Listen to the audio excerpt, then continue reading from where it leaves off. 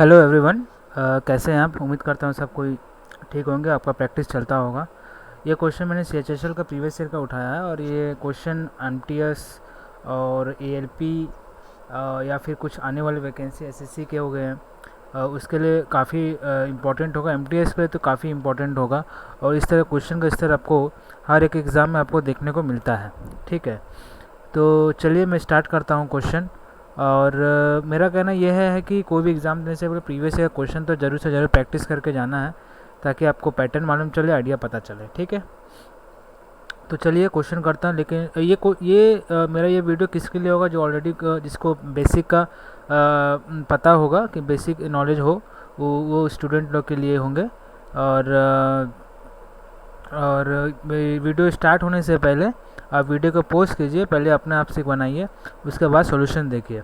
क्योंकि आप अपना से जब तक नहीं बनाएंगे, सिर्फ सॉल्यूशन देखेंगे, तो वो प्रैक्टिस, वो मैथ करना ना करना एक ही बराबर है। ठीक है, क्योंकि इससे आपका स्तर भी नहीं बढ़ेगा और आपका कॉन्फिडेंस भी बूस्ट नहीं होगा। तो पहले क्वेश्चन को पोस्ट करके, वीडियो को पोस्ट करके पहले अपने से बनाइए, उसके बाद सॉल्यूशन देखिए। तो चलिए स्टार्ट करते हैं। क्वेश्चन क्या है हमारा? क्वेश्चन है कि त्रिभुज ABC और त्रिभुज PQR के समरूप है, और त्रिभुज ABC का क्षेत्रफल 64 सेंटीमीटर स्क्वायर है और त्रिभुज PQR का क्षेत्रफल 121 सेंटीमीटर स्क्वायर है। यदि QR मेरा 15.4 सेंटीमीटर, तो BC की लंबाई क्या है? तो देखिए, ये जो क्वेश्चन है समरूप त्रिभुज के बारे में क्वेश्चन पूछा। मैं आपको थोड़ा बेसिक बता देता हूँ। देखिए, दो समरूप त्रिभुज है। मान लीजिए मेरे पास एक त्रिभुज है,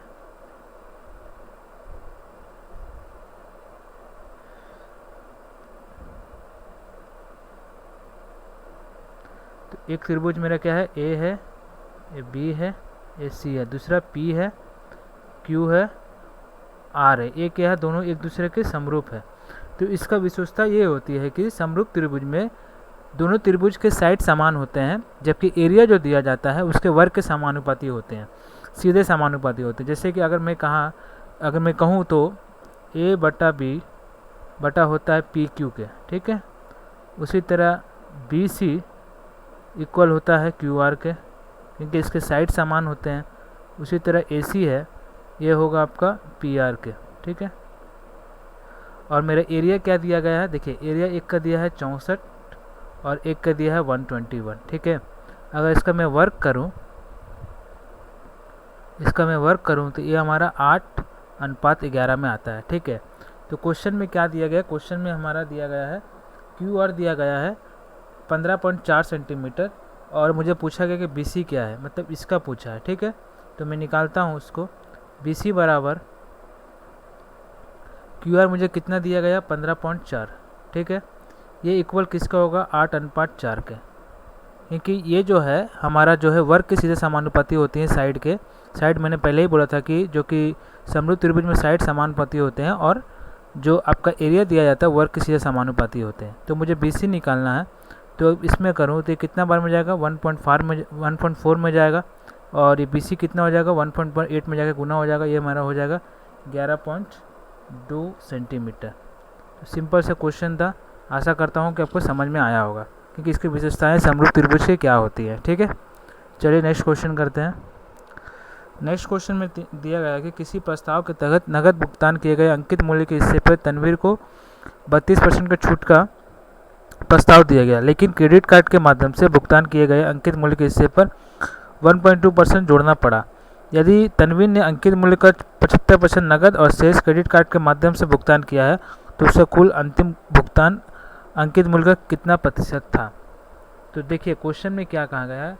मेरा एक अंकित मूल्य के हिस्से को 32% के छूट। ठीक है, तो और उस क्वेश्चन में ये भी कहा गया है कि अगर वो नगद अंकित मूल्य का 75% नगद और शेष क्रेडिट कार्ड के माध्यम से भुगतान करता है, तो उसका कुल अंतिम। तो देखिए, पहले तो 75% अंकित मूल्य का, उसका बचा कितना होगा? 25%। ओके, अब इसमें क्या बोला है कि 75% में 32% का छूट दिया जाता है। ठीक है, क्योंकि ये मेरा एक पोर्शन में है, ये मेरा दूसरा पोर्शन है, क्योंकि इसको दो भागों में, पहले 75%, इसके बाद 25%। ठीक है, अब क्या कहा गया है कि 75 में उसने अंकित मूल्य, ठीक है, अंकित मूल्य के हिस्से पर तनवीर को 32% छूट, मतलब 100 में 32 मतलब 68% का छूट यहाँ देता है। ठीक है, और बचा प्लस ये मुझे कितना देता है, बचा मेरा 75% का 32% हो गया, 25% जो बचा है उसमें कहा गया कि क्वेश्चन में कि देखिए क्रेडिट कार्ड के माध्यम से करता है तो उसमें 1.2 जोड़ना पड़ा। देखिए अंकित मूल्य के हिस्से पर यदि तनवीर में क्वेश्चन कहाँ गया, क्वेश्चन हाँ मूल्य हिस्से पर 1.2 आपका जोड़ना पड़ा, ठीक है। मैंने जो 25% जो शेष जो है मेरे पास, पहले तो 75% था, उसका मैंने 32% दे दिया, और उसका जो शेष बचा है 25%, उसका क्वेश्चन में क्या कहा गया कि उसमें 1.2 जोड़ दिए। ये क्रेडिट कार्ड के माध्यम से पे किया गया, ये मेरा नगद है, ठीक है, ये मेरा क्रेडिट कार्ड। तो क्रेडिट कार्ड के माध्यम से पे करते हैं तो क्या करता है 1.2 वो एक्स्ट्रा जोड़ दिया, यानी कि 100 में 1.2 मतलब कितना हो जाएगा, ये मेरा हो जाएगा 101.2 हो जाएगा, निकाल सकता हूँ। तो इन दोनों का जोड़ी तो मुझे पूछा है कि कितना होगा, तो चलिए करते हैं। इसको करेंगे तो 5 से जाएगा 20 बार में, ये मेरा 75% है ना, 5 में जाएगा 20 बार में, ये 15 बार में जाएगा। और इसको आगे सॉल्व करता हूँ तो ये होगा 4 से जाएगा 5 बार में, 4 से जाएगा 17 बार में, ठीक है। ये मेरा 5 से 3 बार में जाएगा, हो गया मेरा यहाँ 51, ठीक है। प्लस करता हूँ, ये मेरा हो जाएगा 25 चौके 100, ओके। और इसको अगर डिवाइड करता हूँ मैं तो मेरा हो जाएगा दशमलव हटाते हैं तो 0 से कर देंगे, 4 से जाएगा 10 बार में, और ये मेरा जाएगा आपका 253 बार में, ठीक है। नीचे 10 है तो ये मेरा कितना हो जाएगा 25.3 हो जाएगा, ठीक है। अब इसको मैं जोड़ता हूँ, मैंने तो MP कितना माना था, 100 माना था, ठीक है, यहाँ लिख देता हूँ, जिसमें से 75% नगद है, 25% क्रेडिट कार्ड है। अब इन लोगों का मैं जोड़ करता हूँ तो कितना हो जाएगा आपका 76.3%, ठीक है, 76.3%। तो ये मेरा पूछा गया कि अंकित मूल्य कितना % है, तो अंकित मूल्य का अगर मैं 100 करता हूँ तो 100 कट जाएगा आपका, तो 100 में कितना 76.3% जो है अंकित मूल्य का भुगतान था, जो कि कुल अंतिम भुगतान अंकित मूल्य का कितना % था, तो 76.3%। माफ़ कीजिएगा। तो क्वेश्चन यही था कि नगद में 75% का मैंने 32% निकाल दिया, 25% जो क्रेडिट कार्ड का उसमें 1.2 जैसे क्वेश्चन में एक्स्ट्रा जोड़ा गया तो मैंने 100 में 1.2 जोड़ दिया, और दोनों को मैंने निकाला तो कितना आ गया मेरा जोड़ के 76.3%। मेरा अंकित मूल्य का कितना % है 76.3, ओके, क्योंकि मैंने अंकित मूल्य 100 माना था, ओके। क्योंकि अगर मान लीजिए 100 अंकित मूल्य मैंने 100 माना था तो 100 में का कितना % हो जाएगा, 100 मेरा कट जाएगा तो कितना हो जाएगा 76.3%, ठीक है। सिंपल सा क्वेश्चन है। चलिए, एक्चुअली क्वेश्चन का लैंग्वेज बड़ा करके ना कंफ्यूज किया गया कि क्वेश्चन पढ़े ही नहीं कैंडिडेट और दूसरा क्वेश्चन में चले जाए, लेकिन क्वेश्चन में साफ साफ इजी तरीके से ही दिया गया था, इसको समझने पे ही दे देता, ठीक है। चलिए नेक्स्ट क्वेश्चन क्या कहा गया है, एक सेकेंड। क्वेश्चन में क्या कहा गया, 1 दर्जन जोड़ी जूतों का अंकित मूल्य दिया गया 7200 रुपया, और अंकित मूल्य पर 20% की छूट है, तो 14 से 40 में कितने जोड़ी जूते खरीदे जा सकते हैं। देखिए क्वेश्चन में क्या कहा गया कि मेरे पास अंकित मूल्य कितना है 7200 रुपया, ठीक है। इसका कितना के 20% छूट, मैंने 100 में 20% मैंने 80% का छूट दिया, परसेंटेज का 100 नीचे आएगा। अगर मैं इसे 12 से डिवाइड कर दूं तो 1 दर्जन जोड़ी जूते का दाम आ जाएगा, 1 दर्जन जोड़ी जूते मतलब 12, तो उसको करेंगे तो कितना हो जाएगा, ये मेरा कट जाएगा, ये मेरा जाएगा आपका 12 से 6 बार में जाएगा, ये हो गया 480, ठीक है। ये मेरा क्या आ गया 12 मतलब 1 जोड़ी जूते का दाम आ गया, ठीक है, इसलिए मैं इसको 12 से डिवाइड किया। अब पूछा कि 1440 में कितने जोड़ी जूते खरीदे जाएंगे, तो सिंपल है 1440 में, तो 1440 को अगर हम 480 से डिवाइड करें तो ये मेरा आ जाएगा 3 जोड़ी जूते, ठीक है, सिंपल है। समझ में आ गया क्या है, सिर्फ अंकित मूल्य दिया था, इसका 20% छूट निकाला तो 1 दर्जन जोड़ी जूते का मूल्य आ गया 480, तो 1440 में कितना 3 जोड़ी जूते खरीदे जा सकते हैं, ठीक है। चलिए नेक्स्ट क्वेश्चन करते हैं, ये तो मैंने करवा दिया। हाँ, ये है टाइम एंड डिस्टेंस का वही पुलिस चोर वाला क्वेश्चन है।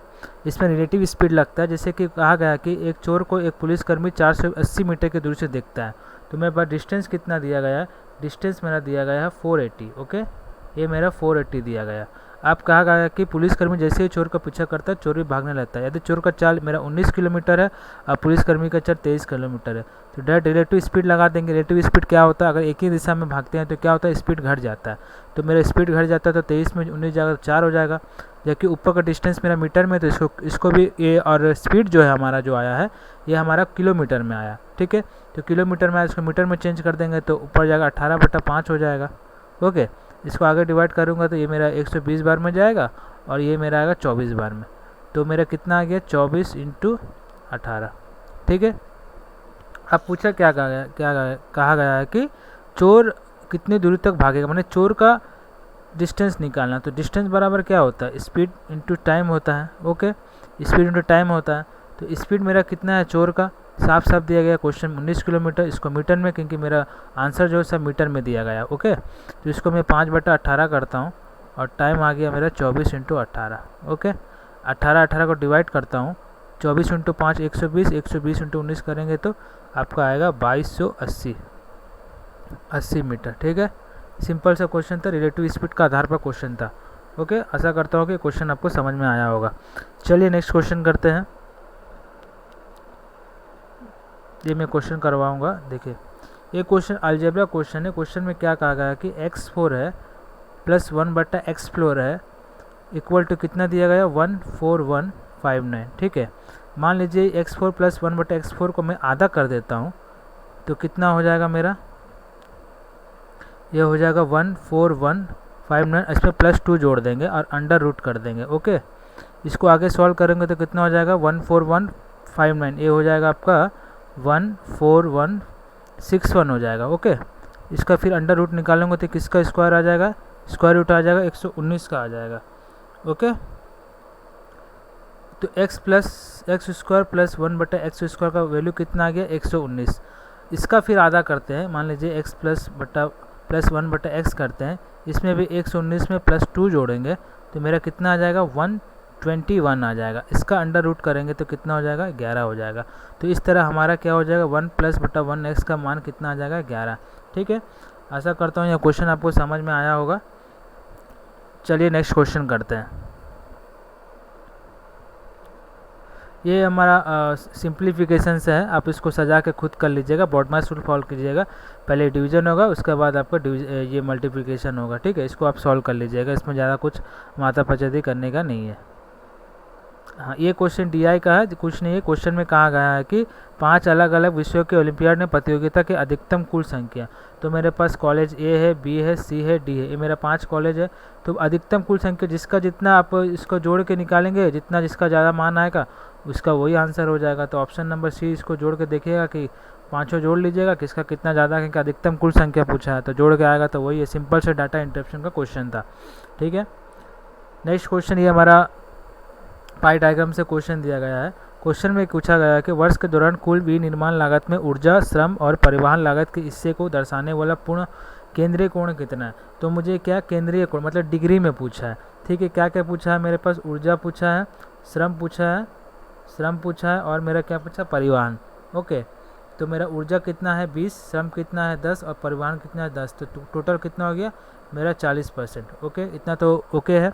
अब पूछा गया कि इसको केंद्रीय कोण मतलब डिग्री में पूछा है तो क्या हो जाएगा मेरा 360/100 × 40 कर देंगे। ओके, फर्दर सॉल्व करेंगे, यहाँ से कर जाएगा तो 36 चौके कितना हो जाएगा 144 डिग्री, ये हमारा आंसर हो जाएगा। केंद्रीय कोण में पूछा है तो 360/100 इंटू मैंने जितना परसेंट जो ऊर्जा और श्रम और परिवहन का पूछा था तो 40% मैंने उसका निकाल दिया, 360 का 40% निकाल दिया। कहने का मतलब ये है।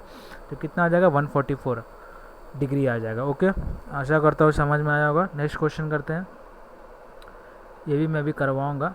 ये कहा गया कि एक वृत्तीय बेलन में वक्रीय पृष्ठ क्षेत्रफल और संपूर्ण पृष्ठ क्षेत्रफल का अनुपात 3:7 है। तो बेलन की ऊंचाई और त्रिज्या का अनुपात पूछा है, ठीक है। तो बेलन के बारे में पूछता है, तो बेलन का क्या है वक्रीय पृष्ठ क्षेत्रफल क्या होता है, बेलन का होता है 2πRh। ओके, और संपूर्ण पृष्ठ क्षेत्रफल क्या होता है बेलन का, ये हो जाएगा 2πr r + h होता है। ये किसके बराबर मैंने दिया गया 3:7 के, तो मैं इसको बराबर 3/7 कर सकता हूँ, ठीक है। ये मेरा 2πr कट जाएगा तो मेरा यहाँ क्या बचेगा 7h, ये हमारा 3r और 3h बचेगा।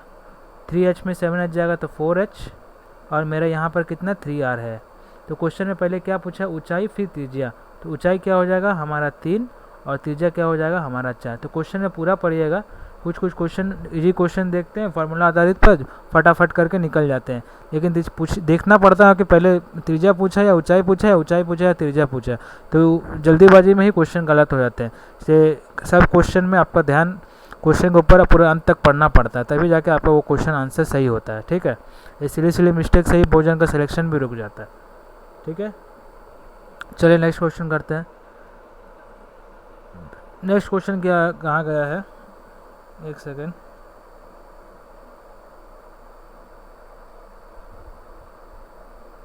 क्वेश्चन में क्या कहा गया है कि 6 और एक अन्य संख्याओं के बीच मध्य अनुपाती दिया है, यानी कि मीन प्रोपोर्शनल दिया है 30, वह संख्या क्या ज्ञात की। मीन प्रोपोर्शनल मध्य अनुपाती क्या होता है, ए बी अंडर रूट होता है। ओके, तो मेरा ए कितना दिया है वह 6, बी निकालना है मुझे, अंडर रूट एक किसके बराबर है 30, तो अंडर रूट हटेगा तो 30 को स्क्वायर कितना हो जाएगा, यहाँ स्क्वायर लग जाएगा। ठीक है, तो 30 को स्क्वायर हो जाएगा 900, और b का वैल्यू कितना हो जाएगा, यहाँ से मैं काटता हूँ डायरेक्ट कट जाएगा, b का वैल्यू b इक्वल टू हो जाएगा 150। ठीक है, सिंपल सा क्वेश्चन था, मध्य अनुपाती निकालना, मध्य अनुपाती under root B A B होता है। ठीक है, चलिए नेक्स्ट क्वेश्चन।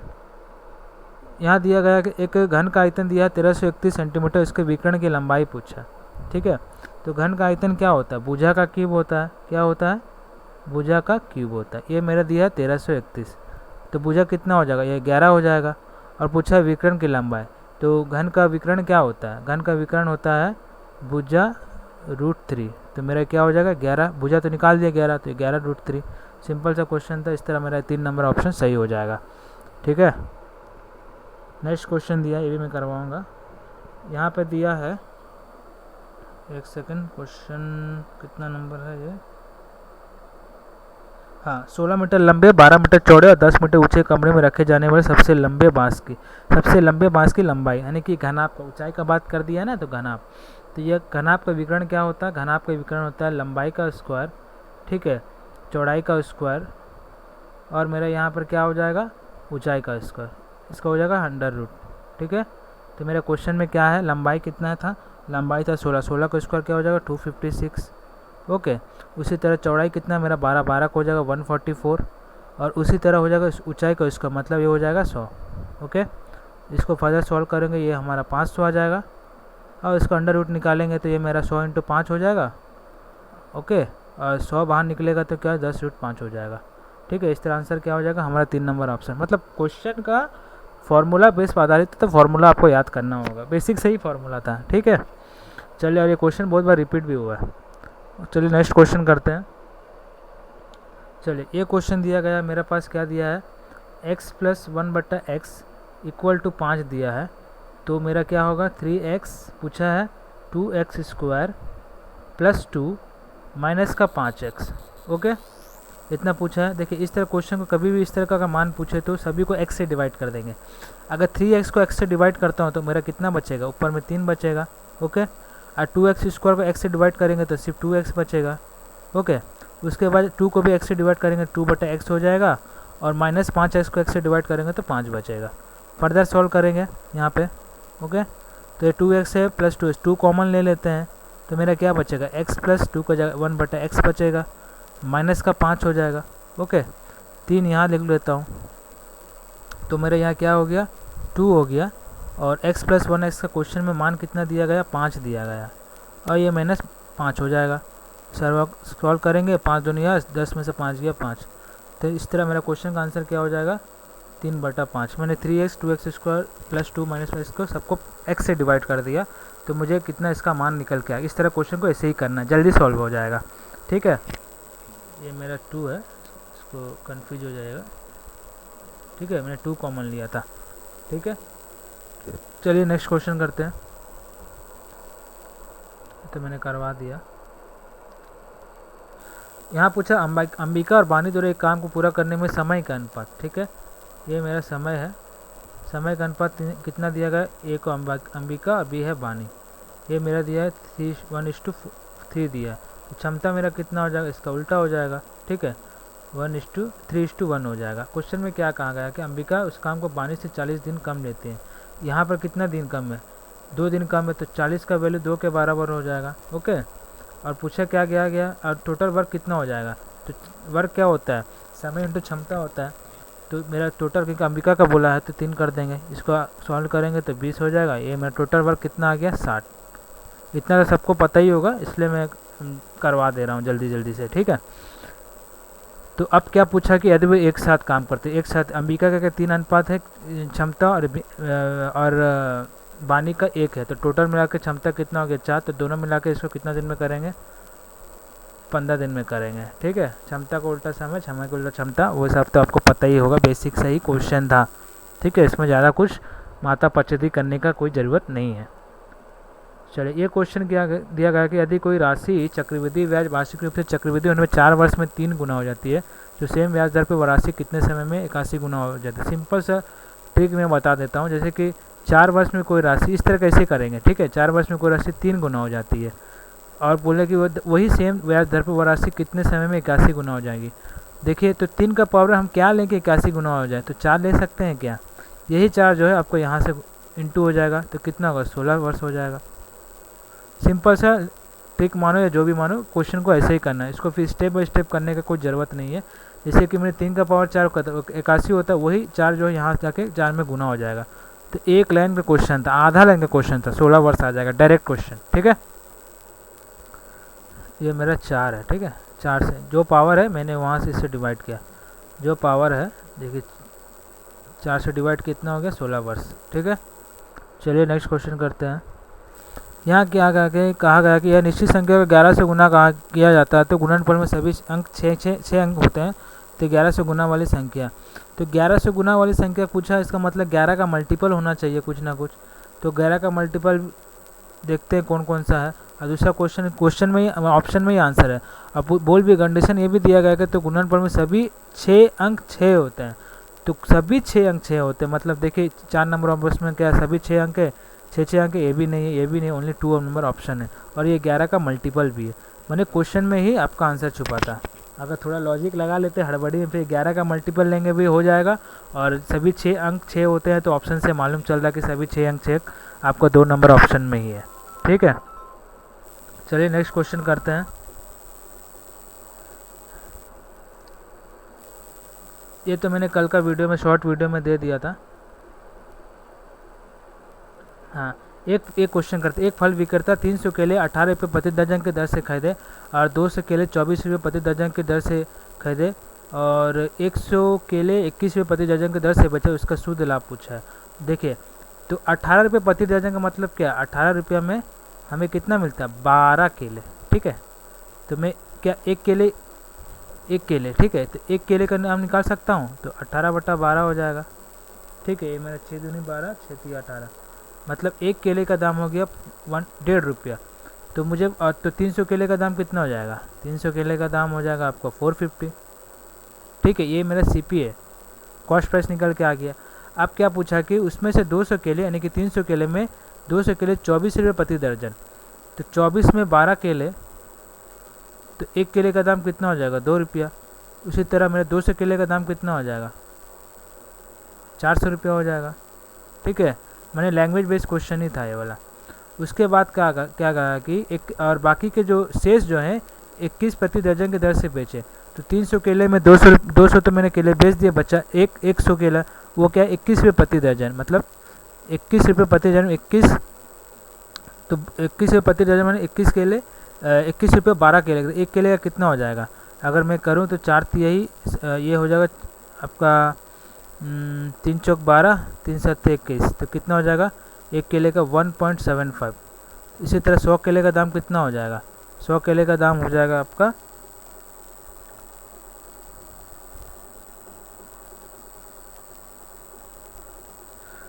ये हमारा हो जाएगा 175, ओके। 100 केले का दाम कितना आ गया 175।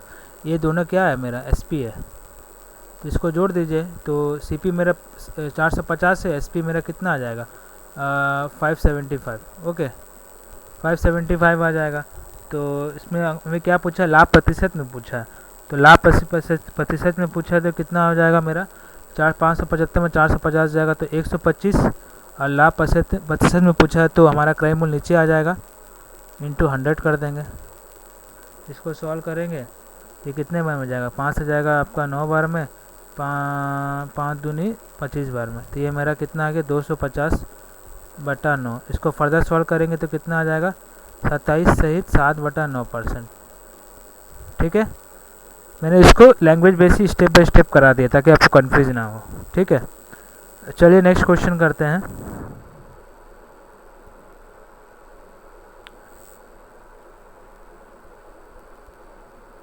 हाँ, यहाँ दिया गया है, एक सेकेंड मैं यहाँ क्वेश्चन देख लेता हूँ।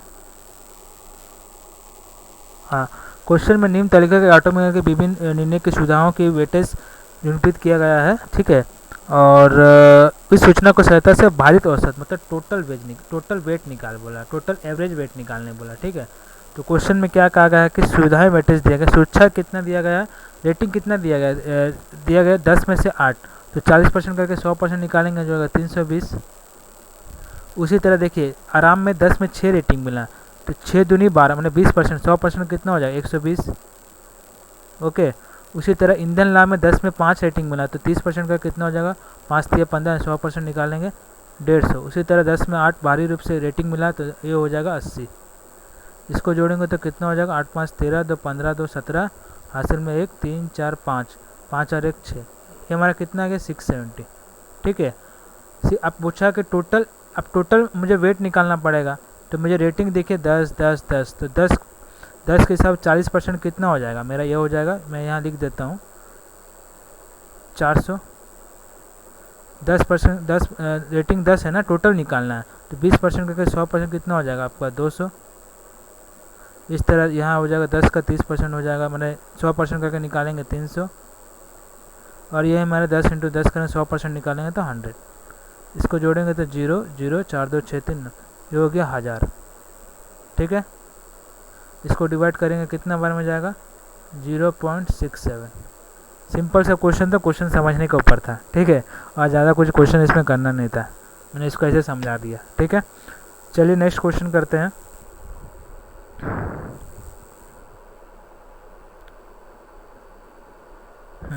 ये हमारे ट्रिग्नोमेट्री से क्वेश्चन है। ओके, ट्रिग्नोमेट्री से क्वेश्चन है, तो दिया क्या गया है कि cos square 90 degree minus theta, तो cos square 90 degree minus theta क्या होता है मेरा साइन स्क्वायर थीटा होता है। ठीक है, माइनस यहाँ भी कॉस 90 डिग्री माइनस थीटा क्या हो जाएगा साइन थीटा हो जाएगा, और मेरा इंटू क्या हो जाएगा कॉस थीटा हो जाएगा। ठीक है, बटा कॉट थीटा बराबर क्या होता है, कॉट थीटा बराबर होता है आपका कॉस बटा साइन, क्या होता है कॉस थीटा बटा साइन होता है। ओके, तो ये कॉस से ये कॉस कट गया, साइन थीटा ऊपर जाके साइन थीटा से आपका मल्टीपल हो जाएगा, तो कितना हो जाएगा ये मेरा, देखिए ये मेरा साइन स्क्वायर थीटा, ये माइनस ये साइन थीटा ऊपर साइन थीटा से जाके गुना हो जाएगा, ये भी साइन स्क्वायर थीटा हो जाएगा, और साइन स्क्वायर थीटा में से माइनस साइन स्क्वायर थीटा जाएगा तो क्या हो जाएगा 0। वैसे सिर्फ आपको मान याद रखना था। ठीक है, कि क्या होता है, तो इसका आंसर क्या हो जाएगा 0। चलिए नेक्स्ट क्वेश्चन करते हैं।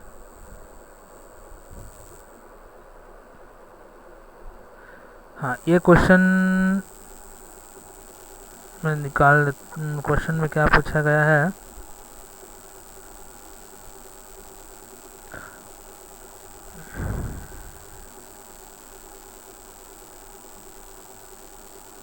हाँ क्वेश्चन पूछा गया कि रुपया 20.40 प्रति केजी के दर से मिलने वाले गेहूँ और 25.50 प्रति केजी के दर से मिलने वाले गेहूँ को किस अनुपात में मिलाया जाके ताकि मिश्रण का मूल्य 23.80%। सिंपल से इसको एलिगेशन लगा देते हैं, ठीक है, तो मेरा पहले कितना था प्रति केजी का दाम 20 रुपये 40 पैसे। ठीक है, और दूसरा मेरा 25.50 पैसे, टोटल मिश्रण कितना दोनों को मिला के 23.80। तो इसको मैं ये करता हूँ, लेस करता हूँ, तो कितना हो जाएगा मेरा 1.7, ये मेरा हो जाएगा 1.4। आगे डिवाइड करूँ 17 एकम 17 और 17 दूनी 34, तो मेरा कितना हो जाएगा ऑप्शन नंबर 4। सिर्फ एलिगेशन ही लगाना था। ठीक है, चलिए नेक्स्ट क्वेश्चन।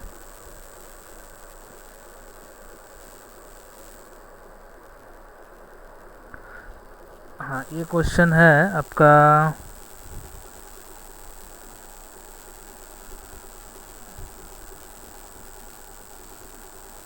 हाँ मनीषा की मासिक आय दिया है 1,20,000 थी और इसका मासिक खर्च 55,000 थी। अगले वर्ष उसकी आय में 22% की वृद्धि हुई और उसके व्यय में 10% की वृद्धि हुई थी उसके बचत। देखिए यहाँ पे क्या बोला, मासिक आय किसका, मनीषा की मासिक आय, ठीक है। तो चलिए आय निकालते हैं, खर्च निकालते हैं यानी कि व्यय, दूसरा क्या हो जाए बचत। ओके, तो आय कितना था 1 लाख में, यहाँ से देखिए ऑप्शन से मैं ही क्वेश्चन में 3 शून्य यहाँ भी काट देता हूँ, यहाँ भी काट देता हूँ। तो ये मेरा सुविधा के लिए आय मान लीजिए 120 रुपया है, खर्च मेरा 55 है। आगे भी डिवाइड हो जाएगा, ये 5 से जाएगा 24 बार में, 5 से जाएगा 11 बार में। आय मेरा 24 है, खर्च मेरा इतना, तो बचत कितना हो जाएगा 13। देख लीजिए 24 मेरा आय है, 11 रुपये खर्चा करते हैं, 13 रुपये बचत है। अब क्या बोलता है कि अगले वर्ष उसकी आय में कितना % की वृद्धि होती है, 22% की वृद्धि। 24 में अगर मैं 122% की वृद्धि बोलता हूँ, ठीक है। उसी तरह खर्च में भी क्या बोला गया है कि 10% की वृद्धि, 10% की वृद्धि निकाल दीजिए। 100 में 10% की वृद्धि मतलब 110, तो मेरा बचत निकल के आ जाएगा।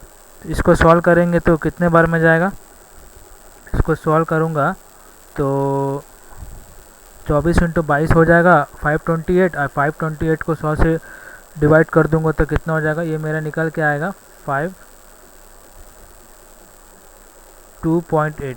ओके, 52.8 आएगा, ठीक है। सॉरी 100 से डिवाइड करना है, माफ़ कीजिएगा।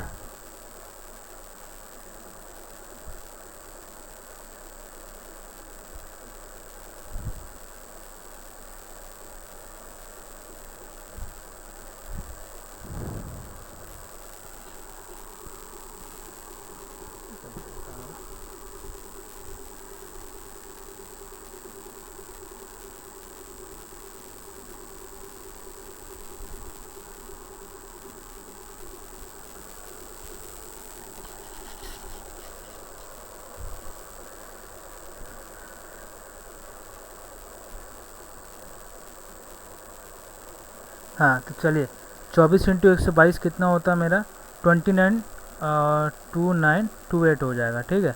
100 से डिवाइड करेंगे तो यहाँ मेरा दशमलव आ जाएगा इस तरफ, और यहाँ मेरा हो जाएगा, यहाँ से 0 से 0 कट जाएगा, यह 121, और 121 में ये कितना हो जाएगा मेरा, ये मेरा हो जाएगा 12.1, ठीक है 12.1। तो मेरे आय इतना हो गया, खर्च इतना हो गया। अगर इसमें से इसको लेस करेंगे, घटाएंगे तो कितना मेरा आ जाएगा बचत मेरा आ जाएगा 17.18। क्वेश्चन में यही पूछा है ना कि उसके बचत में वृद्धि, बचत पहले 13 होता था, अब कितना हो रहा है 17.18। तो कितना बचत हो रहा है मेरा 4.18 रुपये क्या हो रहा है बचत हो रहा है। कितना हो रहा है 4.18 रुपये बचत हो रहा है। कितने में 13 में, क्योंकि ये परसेंटेज में पूछा है तो मेरा 13 में हो रहा है, इंटू 100 कर देंगे, ठीक है। इसको सॉल्व करेंगे तो आपका आ जाएगा